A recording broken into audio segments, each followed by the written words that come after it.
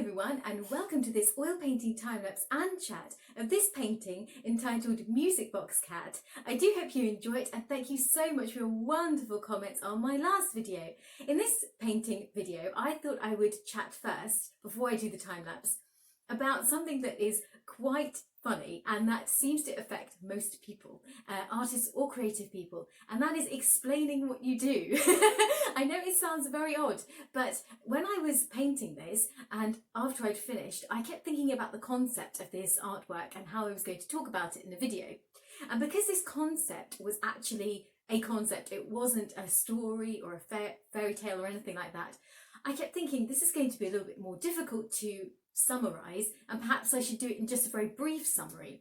And it coincided with something that happened to me this week, which was that a few people asked me, and this does happen often, but they weren't people who knew anything about art. They asked me what my art was about, and it really took me by surprise because I just assumed when I mentioned the genre of art that I did that they would understand it. But of course, not everybody is into art and not everybody knows about art, so it kind of really took me by surprise. So they asked me about this particular style, and I said, oh, it's just anthropomorphic art, because I assumed that everybody knew what that was. And they were like, but what's that? And so I was really on the spot, and I was kind of like, oh, well, it's animals as people, so easy to understand. But even then they were like, can you be more specific? What exactly about animals as people? And it was at that point that I realised that it's so easy to forget how some people just don't really understand certain creative areas, and it's not that they are being rude or anything, because they certainly weren't, and this has happened to me so many times in the past. I don't know why I don't have a decent answer prepared. I never do. It's just, it always takes me by surprise, because people often ask me, oh, what is this painting about, or what's the story behind it? And I try to explain it, and I'm quite good. Possibly, I don't actually know whether I'm good or not, but I'm kind of well practiced of it on camera, because I think about it beforehand and I like write it down sometimes, and it's a concept before I begin painting.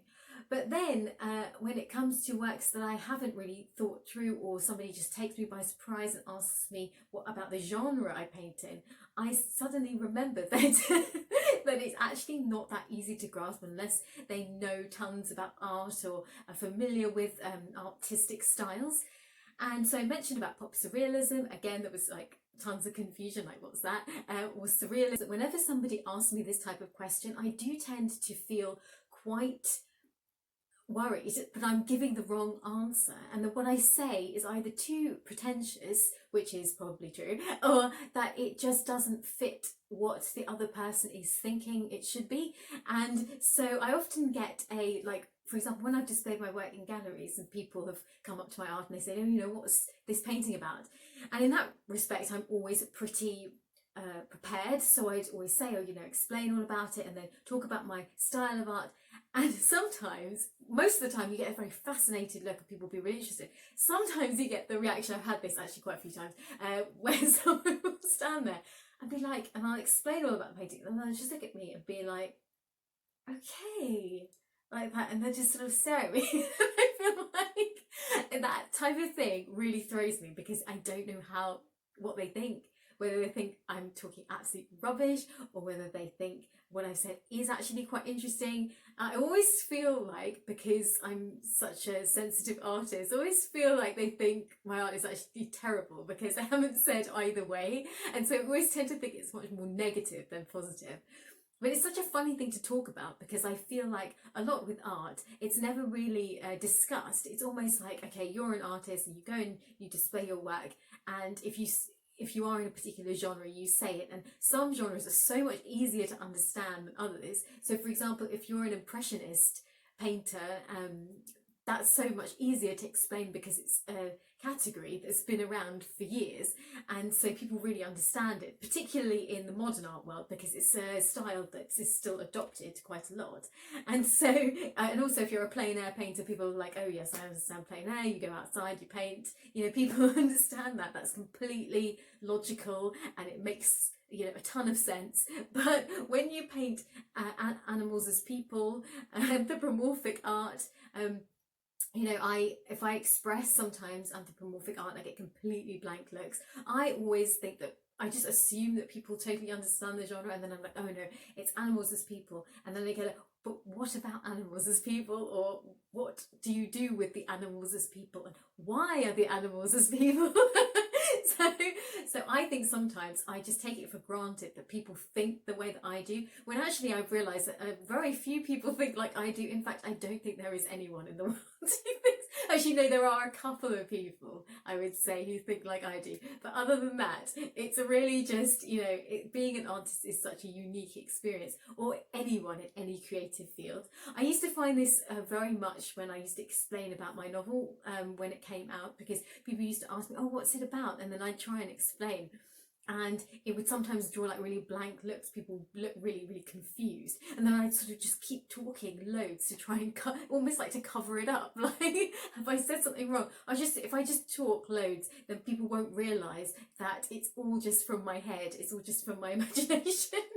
Like I just feel like sometimes there has to be some evidence that it's not just from your mind, but really in many cases, at least in my case, it does tend to be. So sometimes when you say that, some people don't understand. They just think that you are silly. But then my art is quite silly in many ways, and that's why I like it. That's why I like to keep it. I like to keep it silly and ridiculous. And so the concept behind this painting was, this cat lives in this wonderful massive house and has absolutely everything you could ever want. Tons of cakes, loads of amazing clothes, lots of opulence, beautiful jewellery, the greatest social circle with all the other cats. And she one day discovers this iPod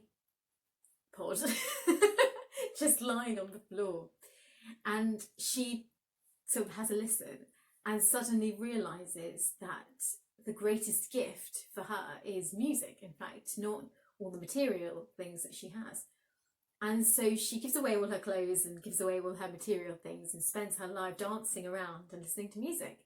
And so that's really the concept. It wasn't particularly challenging, that one, but I wanted to also incorporate a lot of kind of period costume as well into my work, and I'm thinking about doing it more. I just think visually it just looks so beautiful. I had a real difficulty painting the dress that the cat is wearing, because painting clothes is not my forte, and having to imagine folds of silk is not that easy, particularly thinking about where the light was going to fall on the clothes. That was a little bit of a challenge. And so I didn't really enjoy painting that part. I enjoyed painting everything else. But once that bit was over, I was like, oh, thank goodness. And I strategically painted the face and less of the clothes, just so that I wouldn't have to paint a lot of the clothes. But I really think I should challenge myself more to paint more of the kind of costume, just so I can practice. And I also, with the feathers, I felt they looked a bit wilted and floppy or something, I don't know, a little bit kind of droopy in the way that I wasn't. And when I was painting them, I wanted them to really have this lovely kind of curvature, you know, sort of wispy ends to them, like a real bird, you know, like a real feathered bird. But it didn't really quite come across that way. And probably because I didn't paint this in a ton of layers, I decided to take some you know, to paint it in a very short period of time. I just feel that sometimes when I paint over several days, I can actually lose the enthusiasm for the painting. So I wanted to paint faster, and actually felt like I enjoyed it, to be honest. So yeah, this was, and plus it's quite a tiny size, so it's not too challenging, and you can actually speed up the process. So I do hope you enjoyed this time lapse. Thank you so much for listening to me. Let me know if you find it difficult to explain about your art, and what you think about that whole thing of having to talk about your art, and whether you find it awkward or not. I certainly do, even though people still ask me. And sometimes I just say I paint landscape or something, just to get out of having to explain the type of art that I really like to do. So yeah, I hope you have a wonderful, I hope you enjoy this time lapse, and I'll see you at the end of the video. I started my painting with a drawing of the cat's face and all the little jewels and the costume, and normally I begin with an underpainting in burnt umber with some medium, a very thin underpainting. However, I skipped that part because I wanted to work on this much more quickly, and you always have to wait for the underpainting to dry and then you come back and paint on top of it. And it really is great to figure out the tones of the painting and to see the values of the work. But I really just wanted to go in with some pure colour just to start with, so I can get a full idea of how I wanted the painting to be. And actually I feel like I was a lot more experimental with colour, which I thought was really great, because normally I just sort of stick to the guide of the underpainting, and I just feel like I was a little bit more free from that, which was really interesting. And I still do like doing underpaintings, though I don't think I'll ever give up doing them, but this was just a really nice fun and more relaxing painting, and it certainly didn't, I don't feel as though it lessened in quality as a result of not doing the underpainting underneath.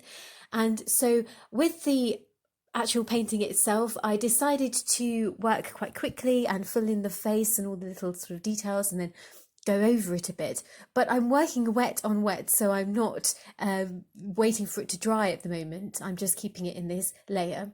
And the size of this painting is about an 8 by 10. So it looks quite small on camera, and when I was sitting there talking, it looked quite small. In actual fact, it does take still quite a while to paint because you have to fill in all the areas, and so although it seems small, it's not in when you actually start painting, if that makes sense. And so when I was painting the eyes, this is a much more translucent area, and so I mixed a lot more medium here and tried to sort of create a kind of little bit of glazing there.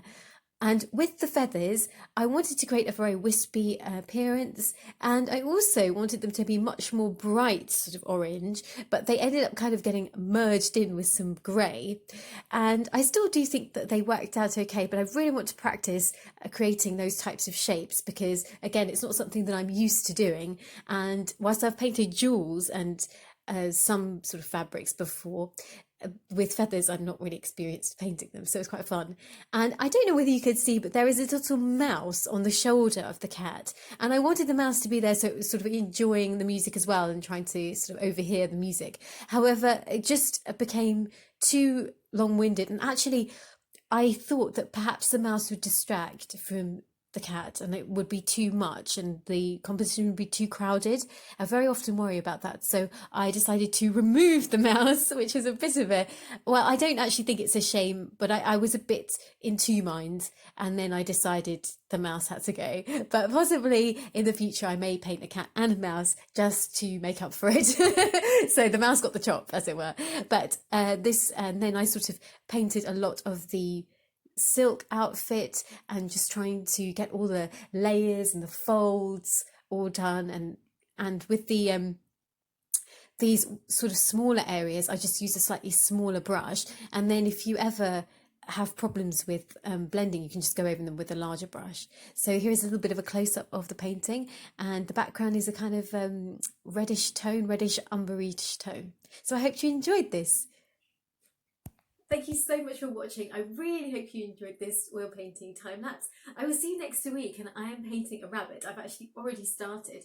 And so if you're on Instagram, I've been kind of updating where my painting process is going, and I think I will do that sort of more often. So hopefully a daily or every other day update so that you can see how the painting process is going. And also if you're an artist, it would be great to follow each other on Instagram. It'd be really nice, and obviously subscribe and like and comment and all those wonderful things. And so have a wonderful day, and I will see you soon. Take care, guys.